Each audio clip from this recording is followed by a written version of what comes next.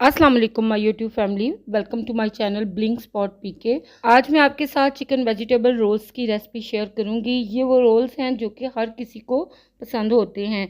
Spicy सी मज़ेदार सी stuffing के साथ जब हम इनको तैयार करेंगे तो यकीन करें ये बहुत ही मज़ेदार और बहुत ही परफेक्ट बनकर तैयार होंगे। इनको फोल्ड करने का बहुत ही ईजी और सिंपल तरीका मैं आपके साथ शेयर करूंगी ताकि जो भी कोई फर्स्ट टाइम इसको बना रहा हो तो उसके लिए बनाना बहुत ही आसान हो जाए। रेसिपी अच्छी लगे तो इसको लाइक करें और चैनल को ज़रूर सब्सक्राइब करें। तो चलें बिस्मिल्लाह पढ़ के रेसिपी बनाना स्टार्ट करते हैं।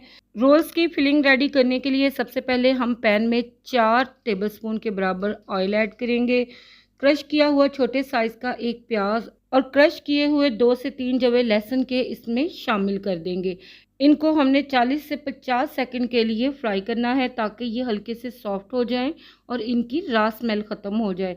जैसे ही ये फ्राई हो जाएं तो हम इसमें शामिल करेंगे हाफ कप के बराबर क्रश की हुई गाजर और हाफ कप के बराबर क्रश की हुई शिमला मिर्च इसमें शामिल कर देंगे। एक छोटा बंद गोभी का फूल बारीक क्रश करके इसमें शामिल करेंगे और इनको हम फ्राई कर लेंगे तकरीबन 1.5 से 2 मिनट के लिए। सब्जियों का क्रंच बाकी रहे और इनका कलर भी ख़राब ना हो तो हमने इसके लिए इनको ओवर कुक बिल्कुल भी नहीं करना।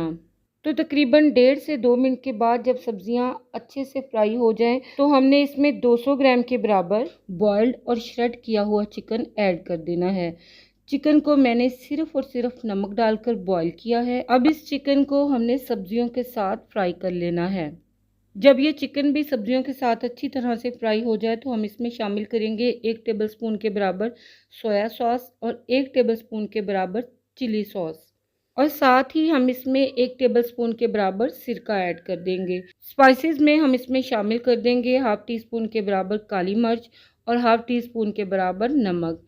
हाफ टी स्पून के बराबर ही हम इसमें सुरख मिर्च पाउडर का शामिल कर देंगे। 1 टीस्पून चिकन पाउडर का शामिल करके इसको मिक्स कर लेंगे ताकि सारे स्पाइसेस अच्छी तरह से मिक्स हो जाएं। मिक्स करके इसे एक बाउल में ट्रांसफ़र कर देंगे कंप्लीट ठंडा होने के लिए। तो यहाँ पर हमारी मज़ेदार सी रोल्स की स्टफिंग बिल्कुल रेडी है।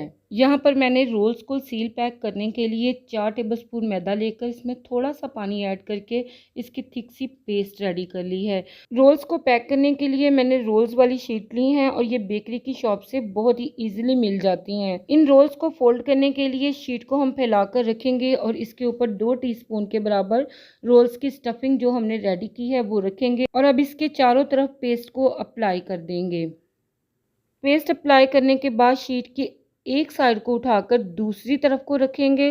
फिर साइडों के किनारों को उठाकर ऊपर की तरफ को टर्न करना है और फिर इसे फोल्ड करते हुए अच्छी तरह से पैक कर देना है। तो देखिए माशाल्लाह से कितना क्विक एंड इजी और कितना ज़बरदस्त और परफेक्ट ये रोल रेडी हुआ है। इसी तरह से मैंने बाकी के भी पैक कर लिए हैं। अब इन रोल्स को बनाने के बाद हम किसी भी कंटेनर में या जिप लॉक बैग में डालकर इजीली इसे 1 माह के लिए सेव कर सकते हैं। तो अगला स्टेप इनको फ्राई करने का है। फ्राई करने के लिए ऑयल हमने कढ़ाई में पहले ही गर्म कर लिया है। अब इस गर्म ऑयल के अंदर हम इन रोल्स को 1 बाय 1 करके ऐड कर देंगे। मीडियम फ्लेम पे हमने इनको फ्राई करना है। ये रोल्स की शीट जो है बहुत जल्दी ऊपर से ब्राउन होना शुरू हो जाती हैं, तो इनको आपने बिल्कुल मीडियम लो फ्लेम पे फ्राई करना है।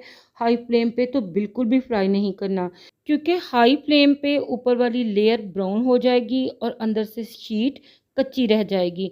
तो लिहाजा बड़ी एहतियात से हमने इन्हें मीडियम लो फ्लेम पे फ्राई करना है, जल्दबाजी बिल्कुल नहीं करनी।